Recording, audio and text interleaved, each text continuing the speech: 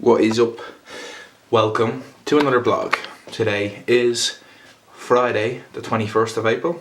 I think that's the date anyway. And we've done a little bit of study. Now we're going to cook some food. We have guests coming over tomorrow, so we're making a lamb curry, which should be fun.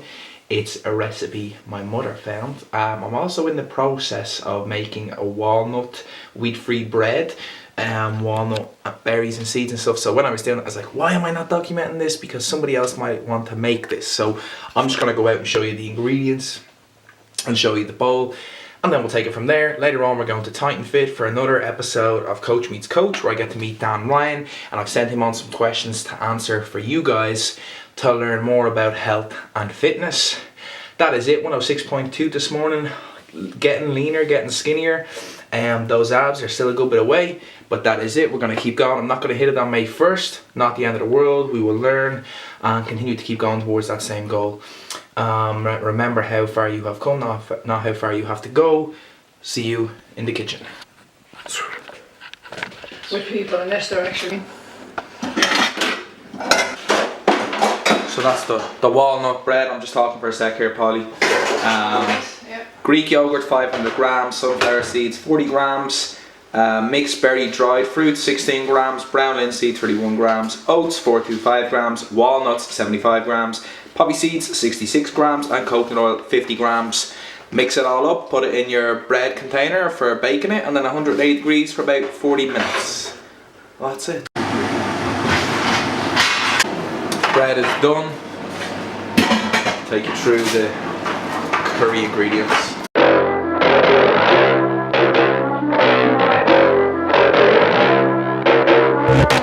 We be in the streets, straight love shows banging, throwing up that love sign, dope love slanging. We be in the cut, posted up, flex waving, hot tattoos on the sleeve, love banging. I'm all about that love. We all about that love. What you want, where you from, throw it up. You ask me what's happening, I'm claiming that love game. Bang. Let's catch a shooting star in the sky and ride. Bang. Put it in your pocket like a rocket and fly.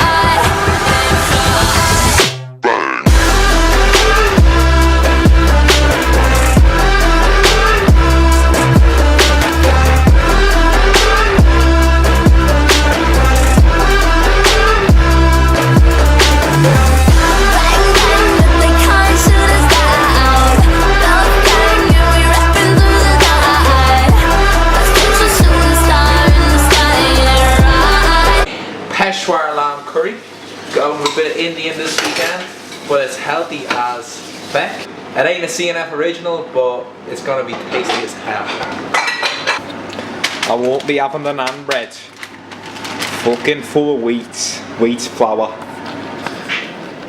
And guys, like, I'm always going on about wheat flour. Like, if my family are having a pizza meal, you know, I'm not gonna not eat it, but I do not ever buy it in the shops.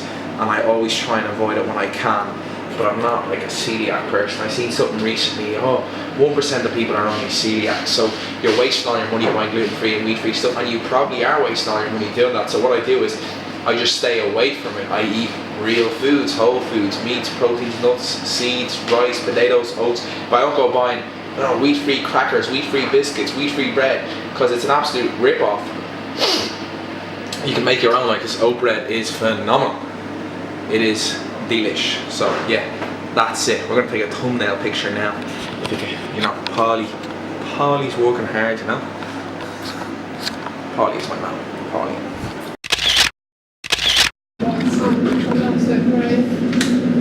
Did I just turn it over? That's everyone. Woo! There you go. Perfect. I'd say photograph is in order here now. So smell for that. Damn! Fucking proud of that, mate. Wheat-free bread, mate.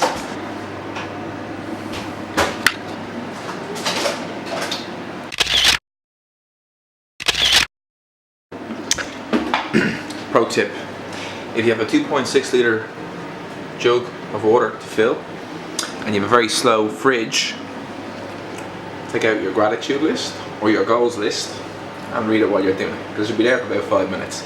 And when you're reading your goals, see your goals. See yourself with the abs.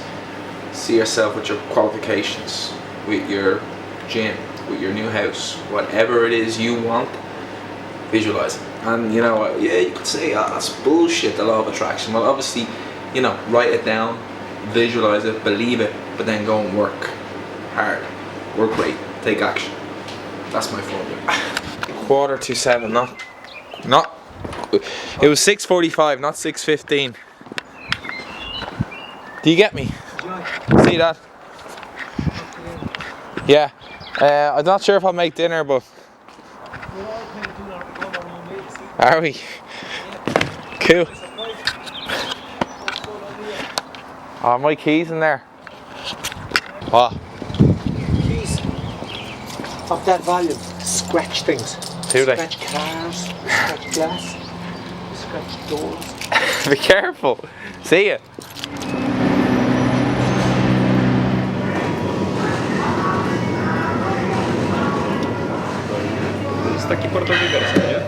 How's it going? Any good pictures? Yeah, it's actually I record. It's for YouTube. YouTube? Yeah, it's like a fitness vlog thing. So I'm trying to lose 50 kilo in 16 months. So Oh, that's a lot. That's a challenge. 40 down, 10 to go. I did 10K in 15 days. Really? Yeah, but it's like more like a starving than. Yeah, that's the thing. I think the slower you do it, the longer it stays Yeah, off. but it's still 2 years. I used to be 100K. Oh, really? Yeah. Jeez, that's good. What are you now? 85. Very good. It's good weight. Well done. See ya. Thanks.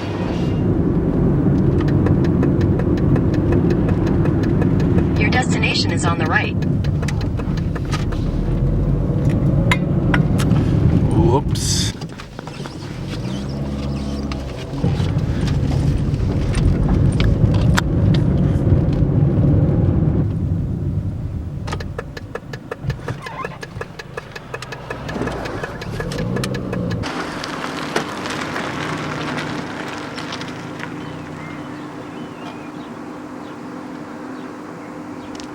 What is up, guys? We are out here in 2 Mile House.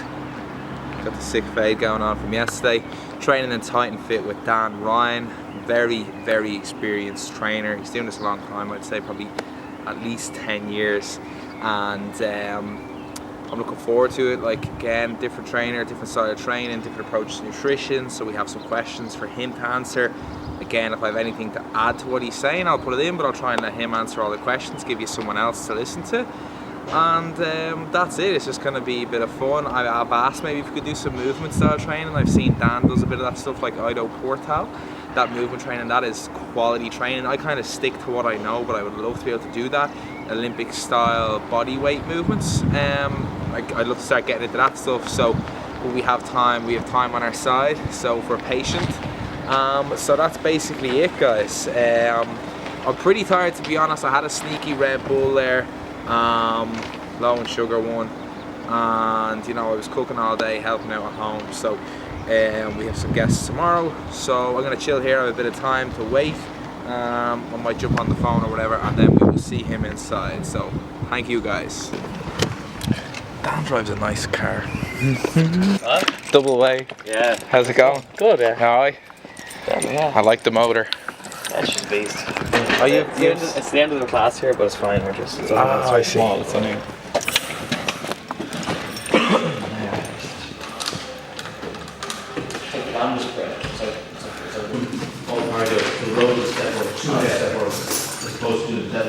Yeah. Oh, that's Cormac. How's it going, man? Good man. How are you? Did I see you in PS Roasters earlier? Where? Oh, I was in there, yeah. I saw it, yeah. I saw it, yeah. Yeah. That's Darren's brother. Hey, how are you doing? Oh, these are the weights. These are the weights. This is Geppetto. My favorite was weight. here was think they just opened the gym. Yeah, it would have been, yeah. A few years ago. This would be perfect. Sit in. Okay, I'm gonna have to go back. I just want to check. I think we're both gonna be in this one. What was your? I forget your name again. Colin. Is it Colin? Colin. Colin. Okay. Yeah, it was just Colin. So guys, instead of going through a workout again for something different today, we have the benefit of not only do we have Dan here, who it's his gym and he's a coach here, we also have another coach, Colin, who I'm going to introduce you to in a second. And one of the topics we discussed in the Q&A video, which is done separate to this video, was about the importance of movement and being able to move through exercises in the correct range of motion and having your joints kind of Healthy. yeah, exactly. So basic kind of health as opposed to going in and just lifting weights and ending up hurting yourself. So I'm going to introduce you to Colin, and then we're just going to go through a few movements for the key exercises. And so, Colin, What's up? you're a trainer here in Titan Fit. Indeed. Great. Okay, I'll do a quick interview with you. How long are you working here? About 2.5 years. Yeah. 2.5 years. Yeah, around that. So you do a lot of the classes and stuff here as well. Yeah, do a fair bit. Great. Majority of the classes now, yeah. And have you always worked in fitness? And Yeah, I had another job in Australia. I was doing personal training out there for a company called Step Into Life before I came here. So I did like work experience and then worked out there for a while. Then came back here, and the first thing I kind of got into was Titan. So it's kind of just been one to the other. I've been here, stuck with it. Great, good stuff. So what will we start? What are some of the main movements? There's two key movements, is the squat and hinge. If you can't do those two, forget it. They're the number one kind of patterns, right? So what I'm going to show you is going through a squat. If you see there's a crisscross right here Yeah. on the floor, we kind of use them actively. So basically when people are working out, they need to know that where the weight goes to the body is through the bones. It's the bones that are important, not really the muscle tissue in terms of alignment, getting yourself ready to do any movements. So what you're looking at here is this line here and the one going across. So if I'm standing there, I call it, that's standing hip width apart, right? Because your hip bones, those ASIS bones there, they're in line with your heel. When they're in line with your heel, that means I'm standing hip width apart. Not this because you think your hips are big or your glutes are big. It has to be in line there. That's really important, first thing. Second thing is, the line across here represents your centre of gravity line. Okay, so that's usually crossed over the centre of the bridge of the foot. That's usually your centre of gravity line. So even getting your basics right, when you lean forward too much, you'll feel the posterior chain working. When you lean back to your heel too much, you'll feel all the anterior chain working. That's just a basic line. Right. I rarely do the parallel squat like this. It's fine, but I have an existing hip issue that's fine, but it can put a lot of pressure to the front of the patellar tendon there on both sides. So and as a general thing, most people do it wrong because they end up having to lean too far forward to get down. So if we go, now I'm hip width apart, so I'm going to step out, like I'm setting up for a golf swing. Right, so now my heels are in line with the seam at the top here. You can use a stick to measure it out if you like, but stay parallel, so you're checking is the distance from the centre line to there, the same as the distance from the centre line to there. And if it is, you know you're right. Toes out slightly, only slightly, depends on the hip, the length of the femur here, or the head of the femur, whether you go too far out. There's no specifics, because everyone's different, their bone structure, so that's fine. So I like to say keep the weight from the heel all around to there. The weight has to be there. Bum out, knees out is the rule when you do, and back flat. So bring your shoulder blades back, drop down, bum out, knees out. And you should have to sit in that position. And if you're finding it very difficult to do that, there's just a lot of fascia and tension built up usually around here and here. Hip flexors can be tight, hamstrings are a bit of both. But usually you'll feel the pinch in here if you're really bad, and the ankles. But if you push your knees out far enough, it's protecting your ankles. When you bring your knee in, it collapses and it hits the nerve in there. So you just be careful of that. So pull my knees out, that's the rule, come back up. Other one is the hinge. Same principle. Now we can go hip width apart. The reason for that is because we're getting even pull in the hamstrings. So the two things we're looking for here, we're looking to see if our hamstrings are getting actually pulled correctly and is our back flat. Okay, so usually we teach people this in the warm-up, so that you bring the bum out slightly. When you bring the bum out, it pulls here and takes the pressure off your back. So we want to hinge, shoulder blades back, hinge to the point where you can go, and then come back up when you're still flat with the leg. If you go down to as far as here and then do that, you've lost it. There's no point. The purpose of this is it's a neural retraining to teach your spine to be healthy. So if you go like this and you bend every time, you've no understanding of it, you need to look in the mirror and say, why is that bending there? You can grab a stick on it. Can I see that quickly? Just, you can grab a stick on it. And what you're checking for is the stick leaving. See the way that's bending there? What that's doing is that's the only point of contact left, which is telling you that's my disc that's overloaded at the moment. So once you're in that position, you're not overloading anything, and it's safe for your back. So when you practice makes permanent, not perfect. So we train people to do it correctly every time, and then over time they learn how to protect their spine, appropriate center of awareness of their back, and then they get more flexible in their hamstrings. So that's what's good about doing the two different things. Perfect. Lots of information, guys, but I mean, if you watch that video over, it's about as good as somebody could explain that. For me, it's a lot better than I could explain to you, so hopefully you find that useful. People will know. So we're going to go through the deadlift now. Gypsy weights. It will be the weights. The deadlift is something that I've always done, and you can obviously mix it into sumo, standard, and Romanian or stiff leg. I might ask the guys to differentiate between those two because they're very similar to me. But I've incorporated this exercise. I find it great. It's a compound movement. It works almost every muscle, I find, and it's nice to go heavy on it as well. But the guys are going to go over some of the key teaching points in terms of doing the lift safely and moving your joints through the correct range of motion. So Colin is going to be doing the exercise, and Dan will be talking us through it. Okay, and this is what I call it the normal deadlift. There's two types of deadlifts I've mentioned. There's the RDL, which is a hinge-based exercise, and this is a squat-based exercise. This is just normal deadlift. Anyway, just as you see here, the first thing you are doing, like Colin was just doing there, is you're measuring up your bones, for your body type, where your bones should be. What that means is, now it's that hip width product we said earlier on the squat video, your shin should always touch the bar initially, and I'll tell you why.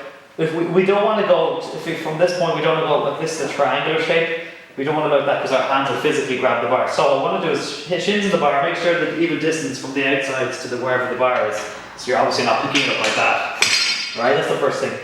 The second thing is shins in the bar. So I go a little, just the smallest bit wider than hip width, only a small bit wider. Hands outside the thighs, shoulder blades back, knees slightly bent. And watch, you don't need to look down once you've done that bit right. If you get that bit right, you've nailed it, a big part of it. Because it sets you up, you can't recover from a bad position. So if you start bad, you'll never get into good, and don't even attempt it, that's how you hurt yourself. So, shins to the bar, hands outside the thighs, shoulder blades back, head up, drop down, and the bar just rolled naturally exactly to my hand where it should be, and that's a big part of it, right? So let's do it again. Now, we're in position, now what I need to know is where our centre of gravity is. If I lean my back too far forward, I'm going to work, the weight goes up higher from my back. If I lean too far, if I'm too far like this, all the pressure goes to my lower back more so. So, just get a sense of your centre of gravity. Keep your shoulder blades back, rock forward and back to get a sense of it. Now, that's too much to my heel, that's too much to my toe. That's just on my centre of gravity line there. Head up and breathe out. Coming up.